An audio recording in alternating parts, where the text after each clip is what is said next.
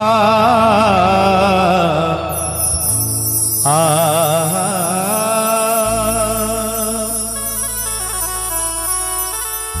2022 में एक बहुत नव रचना माता छठी के मैथिली में अपने सबके बीच हम शंभू यादव और हमरा संगे बहुत पैघ कलाकार सब हरिनाथ भैया, विकास नाल पर, विष्णु जी तबला पर और अमरनाथ जी कीबोर्ड पर। आओ अपने सबके सुनावे। के हन मोरा जिंदगी भेलई सपना उजरिए गेलई। उ बाझिन छठी माई से विनती करे छथिन जे हे माँ के हन मोर जिंदगी भेलई सपना उजरिए गेलई। हे छठी मैया, हे राना मैया,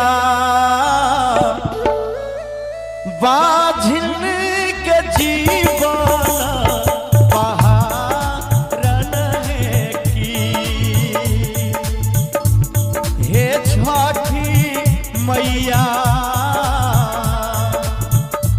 बाझिन के जीवन बहारन है की। केहन मोर जिंदगी भेलई सपना उजरिए गेलई। केहन मोर जिंदगी भेलई सपना उजरिए गेलई। हे छठी मैया, हे राना मैया, बाझिन के जीवन बहारन है की। हे राना मैया,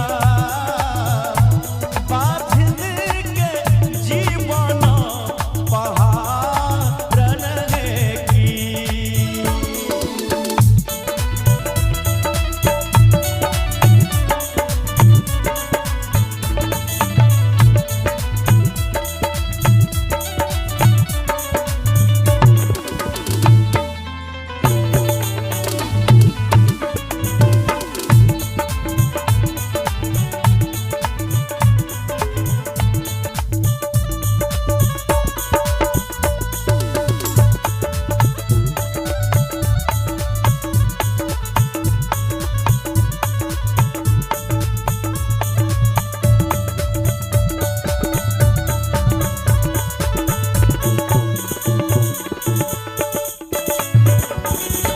अबला पर नजर हेरियो एना मुँह फेरियो।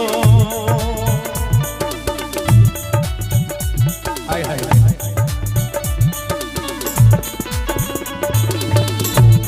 हे अबला पर नजर हेरियो एना मुँह फेरियो। हे छठी मैया, हे राना मैया, असरैला कोई खेमे अनहारन है की। हे छठी मैया,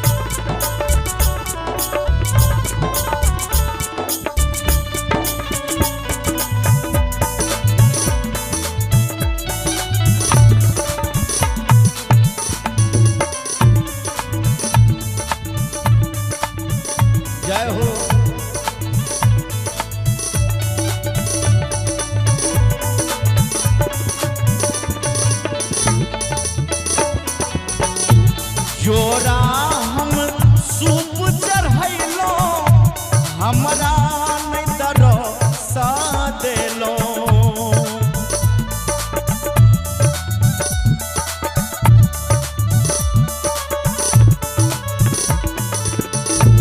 जोरा हम सूप चढ़ैलो तैयो नहीं दर्शन नहीं देलो हे छठी मैया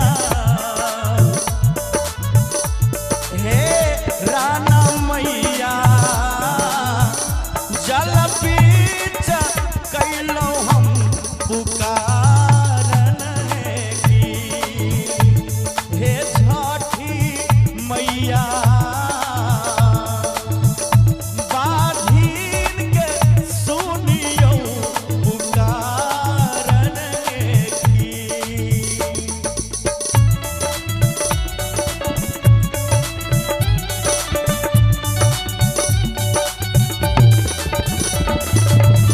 क्या बात है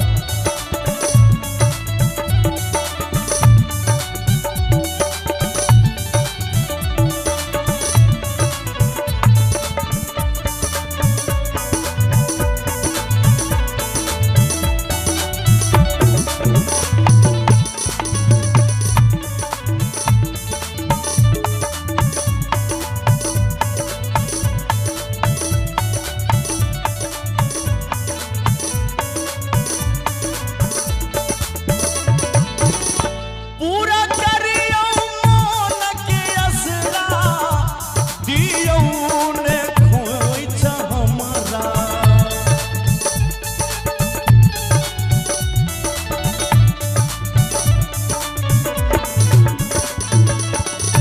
पूरा करियो मन हमरा दियो ने खोइछ हमरा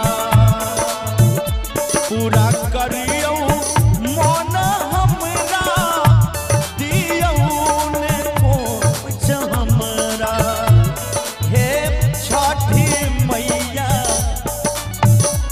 हे राना मैया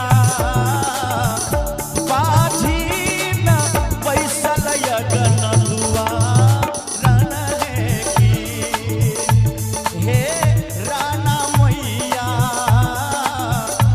बाधिन बैसल यगन दुआरन की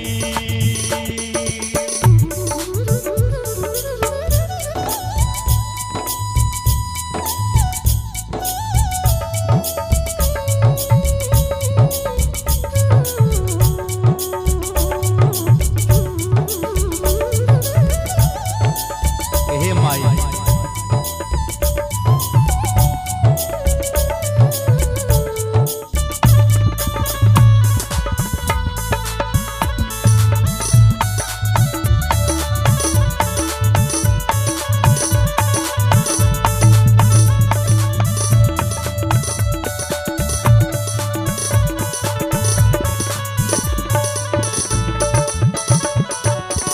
और वो बाझिन माँ से कहे छे जे हे छठी माई